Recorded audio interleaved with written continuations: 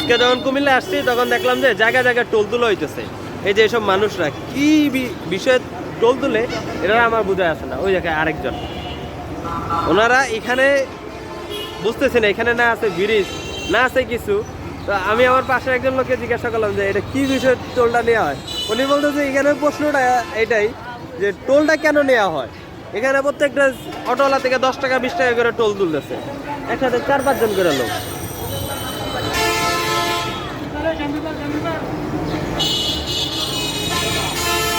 এই হলো বর্তমান দেশের প্রশাসনের অবস্থা।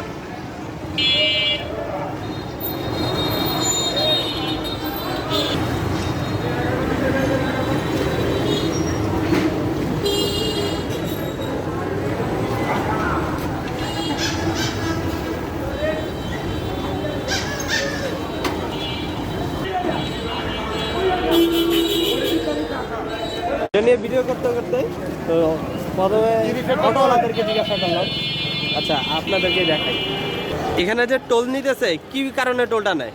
এখানে যে 10 টাকা করে প্রত্যেকটা অটো থেকে নিতেছে, এটার কোনো রিজন আছে আপনার মতে?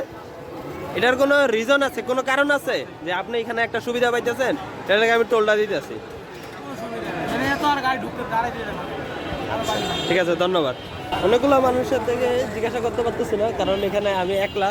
তো আমি যদি জিজ্ঞাসা করতে যাই পরে দেখা যাবে যে আমার উপর ওরা হামলাও করতে পারে। তো একজনের থেকে জিজ্ঞাসা করলাম, উনি বললো যে এটার কোনো রিজন নাই, কোনো কারণ নাই এই টুলের। তো ওদেরকে জিজ্ঞাসা করলাম যখন যে ভাই আপনারা এই টোলটা কেন নেন, ওরা বলে আগের আগের আগের, মানে কিসের আগের এটা ওরা নিজেরাও জানে না।